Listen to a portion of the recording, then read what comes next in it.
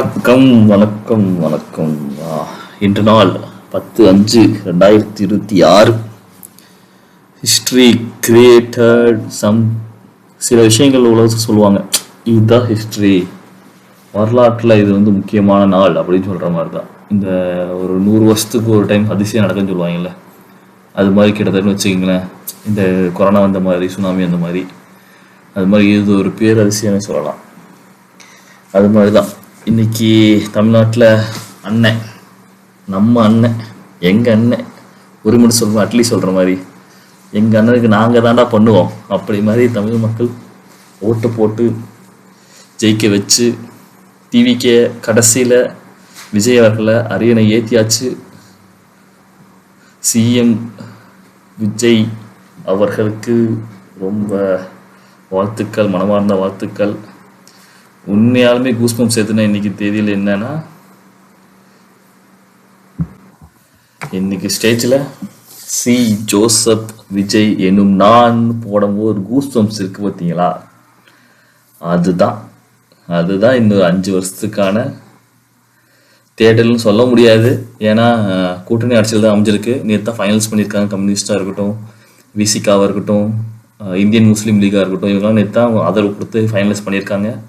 முக்கியமான சில விஷயங்கள் நடந்ததை பற்றி பேசணும். அதை பற்றி என்னன்னா, அவர்கள் நன்றி தெரிவித்ததாக இருக்கட்டும், அந்த நன்றி தெரிவித்ததுலேயே தான் அந்த ஆர்டர், அதுதான் ஹைலைட்டு. ஏன்னா யார் எந்த டைமில் வந்தாங்களோ அந்த ஆர்டரில் தான் அவர் நன்றி தெரிவித்தார். இவங்களுக்கு 4 எம்எல்ஏ, இவங்களுக்கு 3 எம்எல்ஏ ஜாஸ்தியாக இருக்குது, இவங்களுக்கு ஃபஸ்ட்டு ப்ரியாரிட்டி கொடுக்கலாம், அதெல்லாம் கிடையாது. ஃபஸ்ட்டு காங்கிரஸ் வந்ததா காங்கிரஸ், கம்யூனிஸ்ட் வந்ததா கம்யூனிஸ்ட் ரெண்டாவது, கடைசியாக விசிகா வந்துச்சா விசிகா கடைசி. ஸோ அந்த ஆர்டர் எனக்கு பிடிச்சிருந்து. பல விஷயங்கள் அவர் பேசுனது ரொம்ப முக்கியமாக இருந்துச்சு.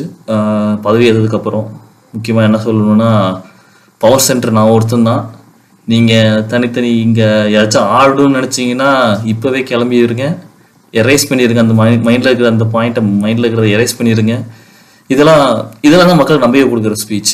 முக்கியமாக இன்னொன்று சொன்னது என்னென்னா, எல்லாரும் என்ன சொன்னாங்கன்னா, மகளிருக்கு ஃப்ரீ பஸ் கொடுத்துருவாங்க இன்னைக்கு, ஃபர்ஸ்ட்டாக கையெழுத்து அதான் இருக்கும் அப்படின்னாங்க. அது அவருக்கு தெரிஞ்சிருக்கு சில விஷயம்லாம். தமிழ்நாடு நிலைமை எந்த லெவலில் இருக்குது, கஜானா எந்த லெவலில் இருக்குன்னு தெரிஞ்சிருக்கு. அதை பற்றி கிளியராக பேசும்போதே மக்களுக்கு ஓரளவுக்கு ஐடியா கிடச்சிச்சு. ஓகே, நம்ம ஒரு டைம் கொடுக்கும் மாதிரி மைண்ட் செட்டு சில மக்களுக்கு வந்திருக்கு. அதில் முக்கியமாக அந்த 500 யூனிட் கீழே உள்ளவங்களுக்கு தான் 200 யூனிட் ஃப்ரீங்கிறது. அது ஒரு டிபேட்டாக போயிட்டுருக்கு. டிஎம்கே சைட்லேருந்து ஆரம்பிச்சிருவாங்க இல்லையா, அப்போசிஷன் பார்ட்டியில் இப்போ சும்மா விடுவாங்களா, ஆரம்பிச்சிட்டாங்க. ஸோ அது நீங்கள் சொன்ன வாக்குறுதி காப்பாற்றுறது மாதிரி ஆரம்பிச்சிட்டாங்க. பட் மக்களுக்கு அது புரியும் நினைக்கிறேன். ஏன்னா 500 யூனிட் கீழே உள்ளவங்க தான் சராசரி வாழ்க்கை வாழ்கிறவங்க கூட கீழ்மட்டத்தில் ஒரு நார்மல் மிடில் ஏஜ் ஃபேமிலி அப்படின்னு சொல்லுவாங்க இல்லையா, அந்த லெவல் ஆஃப் மக்களுக்கு தான் அது யூஸ் ஆகிற மாதிரி தான் அண்ணன் கொடுத்துருக்காரு. ஏன்னா 500 யூனிட்டுங்கிறது மோர் தென் எனஃப்னு தோணுது. ஒரு மிடில் கிளாஸ் ஃபேமிலிக்கு, 4 மெம்பர் ஆஃப் மிடில் கிளாஸ் ஃபேமிலிக்கு மோர் தென் எனஃப். ஏன்னா நம்ம வீட்டில் இருக்கிறது பார்த்து தெரியும் எத்தனை யூனிட் போன மாதம் ஓட்டின்னு தெரிஞ்சால் அட்லீஸ்ட் நம்ம கெஸ் பண்ணிடலாம். இந்த வீட்டில் 2 ஏசி இருக்கவங்களுக்கு கஷ்டம், ஒரு ஏசி இருக்கவங்களுக்கு ஓரளவுக்கு மேனேஜ் பண்ணலாம். இதுதான் என் பாயிண்ட். அந்த டேக்கில் அவர் பேசுனது இதுதான் என்னோட டேக் ஆன். முக்கியமான சில நிகழ்வுகள் என்னென்னா, ராகுல் காந்தி அவர்கள் வந்தது, அவருக்கு நன்றி தெரிவித்த விதமாக இருக்கட்டும், அவர் விஷ் பண்ண விதமாக இருக்கட்டும்ங்கிறது பார்த்தீங்கன்னா 2029 கிளியர் செட் ஆஃப் அலைன்ஸ் மாதிரி தோணுது, காங்கிரஸ் அண்ட் டிவிகே. பட் இந்த விஷயத்தில் டிஎம்கே எப்படி மேனேஜ் பண்ண போகுது தெரியல. அடுத்த பாராளுமன்ற தேர்தலில், சட்டமன்ற தேர்தலில் அடுத்து நிற்கிறதுல கம்யூனிஸ்ட் இருப்பாங்கன்னு தெரியல. ஏன்னா முக்கியமாக ஸ்டேட்மெண்ட் முந்தானத்து கம்யூனிஸ்ட் தலைவர்கள் என்ன சொன்னாங்கன்னா, communist independent party, DMK cannot be influenced us அப்படின்னு சொல்கிறாரு. இது என்ன மீன் பண்ண வராங்கன்னா, அதெல்லாம் ஒரு நேஷனல் மீடியாவில் ஒரு கம்யூனிஸ்ட் தலைவர் என்ன சொன்னார்னா, எங்களையே டிஎம்கே எங்களை அழைச்சி ஏடிஎம்கே சப்போர்ட் பண்ண சொன்னாங்க அப்படி மாதிரி கிளியர் போட்டு உடச்சிட்டாங்க. இந்த சட்டை போட்டு உடைப்பாங்களா, அதை போட்டு உடச்சிட்டாங்க. ஸோ அந்த பாயிண்ட் வரும்போது அடுத்து என்ன கம்யூனிஸ்ட் கேட்குறாங்கன்னா, அப்புறம் அவங்க கூட பிஜேபி தனால் இருந்தாங்களே, அதுக்கு என்ன பண்ணலாம் அப்படின்னு கேட்கும்போது, இல்லை அது நம்ம ஆதரிச்சு தான் ஆகணும் ஏடிஎம்கே அப்படி மாதிரி டிஎம்கே சொன்னதுனால, அந்த பாயிண்ட் அவங்களுக்கு பிடிக்காதனால அடுத்த உடனே தாவல்களுக்கு ஆதரவு தெரிவித்து தான் சொல்லியிருக்காங்க. ஆனால் ஒரு விஷயம் மட்டும் தெளிவாக தெரியுது மக்களுக்கு, இந்த 108 சீட்டு கொடுத்தனால தான் டிஎம்கேவோட ஸ்டாண்ட் என்னன்னு ஓப்பனாக வெளியே வந்துச்சு. ஏன்னா சில பேருக்கு முன்னாடி இருந்துச்சு என்னன்னா, பிஜேபி ஒரு மறைமுகமாக கூட்டணி இருக்கு டிஎம்கேக்கும் பிஜேபிக்கும் ஒரு சேயிங் இருந்துச்சு. பட் அதை ப்ரூவ் பண்ணுற விதமாக இன்னைக்கு நடந்துகிற விஷயம், இந்த 2 நாள் நடந்த விஷயம் கிளியர் ஸ்டேட்மெண்ட்டாக ஸ்டாலின் மேலே இல்லை டிஎம்கே மேலே இருக்க அந்த திரை இருக்கும்ல, அதை போட்டு முகமூடி போட்டுட்டு பண்ணுறாங்க இல்லையா, அது கிளியராக வெளியே வந்துருச்சு. ஸோ இனிமேலும் எப்படி இது டிஎம்கே கையாள போகுதுன்னே தெரியல. ஏன்னா மக்களுக்கு ஓரளவுக்கு உண்மை தெரிஞ்சிருச்சு இந்த விஷயத்தில். ஸோ வெயிட் பண்ணி பார்ப்போம் மக்கள் என்ன தீர்ப்பு சொல்கிறாங்கன்ட்டு. அதுக்கு ரொம்ப நாளாக வெயிட் பண்ண தேவையில்ல. 2029 தெரிஞ்சிடும். ஒரு 3 வருஷத்தில் எம்பி எலெக்ஷன் தெரிஞ்சிடும். டிஎம்கே ஓட்டு போகிறாங்களா இல்லை டிவிக்கே காங்கிரஸ் கூட்டணி ஓட்டு போகிறாங்கன்னு தெரிஞ்சிடும். அந்த டைமில் விசிகாவோட நிலைப்பாடு எப்படி இருக்குன்னு தெரியல, கம்யூனிஸ்ட் என்ன நிலைப்பாடு இருக்குன்னு தெரியல. அது வரைக்கும் முதல்ல கூட்டணியில் இருப்பாங்கன்னு தெரியல. அது வரைக்கும் நம்ம தமிழ்நாட்டில் அந்த நிலையான ஆட்சி கன்னியாகவே தெரியல, தேவைக்காது. ஸோ வெயிட் பண்ணி பார்ப்போம். ஸோ பேக் டு டிவிக்கே. ஸோ அண்ணனுக்கு ஒரே ஒரு ஒரு டூரிஸ்ட் ஃபேமிலிக்கு வந்த கடைசி டேரக்ட் மாதிரி தான்.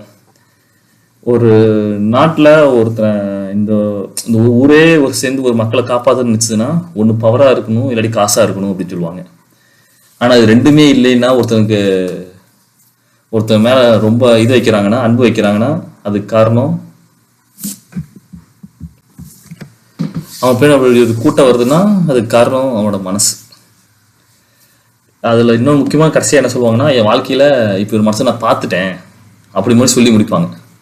இது எவ்வளோ பெரிய ஸ்டேட்மெண்ட்டுன்னு நமக்கு எல்லாம் தெரியும் இந்த டைமில். ஏன்னா மனசுன்னு சொல்கிறத விட மக்கள் வச்சிருந்த ஒரு நம்பிக்கை. ஒரு 30% மக்கள் ஒரு நம்பிக்கை வச்சு ஓட்டு போட்டாங்கன்னா 20% மக்கள் விசுவாசத்துக்காக ஓட்டு போட்டாங்க. அண்ணன் மேலே விசுவாசத்துக்காக ஓட்டு போட்டாங்க. அந்த விசுவாசத்தும் நம்பிக்கையும் மனசுக்கும் அண்ணன் நல்லபடியாக ஆட்சி அமைக்கணும். ஏன்னா இன்னும் 6 மாதத்துக்கு அப்புறம் எப்படி சூழ்நிலை அமையணும்னு தெரியாது. இன்னும் 6 மாதத்துக்கு அப்புறம் அப்படியே ரீஎலெக்ஷன் வந்தாலும் அசால்ட்டாக அடிச்சு ஜெயிக்கிறேன்னா கான்ஃபிடென்ட்டாக இருங்க, உங்கள் டைலாக் தான், வெற்றி நிச்சயம். அப்புறம் இது சொல்ல மறந்துட்டேன். நீ வாண்ணா, இனிமேல் இது நம்ம காலம், மாற்றத்தை நோக்கி மக்கள் நம்ம பயணம் தொடங்கிடுச்சு. ஆனால் நீ சொன்ன மாதிரி தாவேக்கா ஆட்சி அமைஞ்சா அது என்ன அமைஞ்சா அமைக்கிறோம், இன்னைக்கு அமைச்சிட்டோம். இது ஒன்றும் சாதாரண விஷயம் கிடையாது.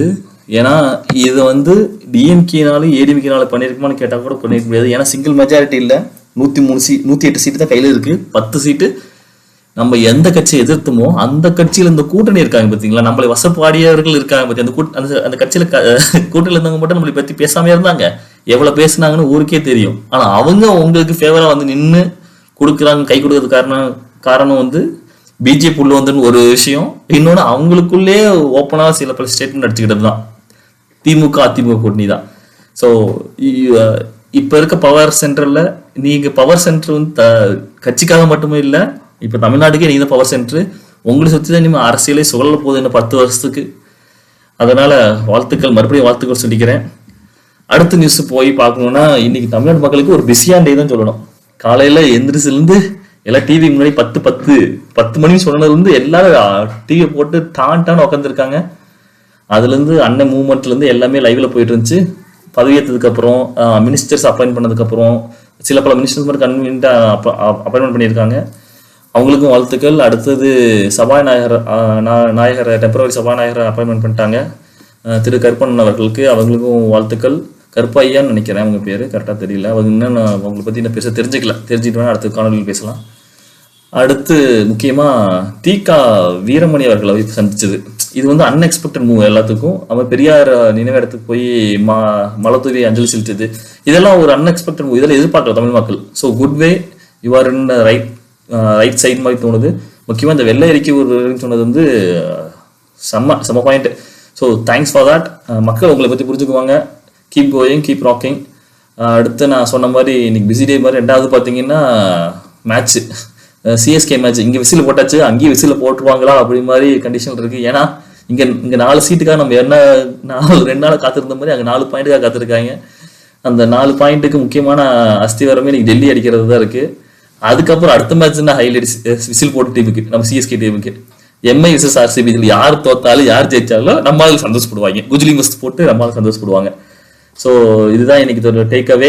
ஸோ இன்னைக்கு ரொம்ப நாள் நான் டைம் எடுத்து விரும்பல, ஒரு 5-7 நிமிஷத்துக்குள்ள நான் ஆடியோ முடிச்சிட்டேன். ஏன்னா இன்னைக்கு யூடியூப்ல நம்ம ஆடியோல நீங்களாம் போக தெரியும். பட் இருந்தாலும் என் மெமரிக்காக நான் ஸ்டோர் பண்ணிக்கிறதுக்காக தான் பேசுகிறேன். ஸோ எல்லாருக்கும் அண்ணன் சொன்ன மாதிரி கான்ஃபிடென்ட்டாக இருங்க, நல்லதே நடக்கும், வெற்றி நிச்சயம் மாதிரி தான். நன்றி, வணக்கம்.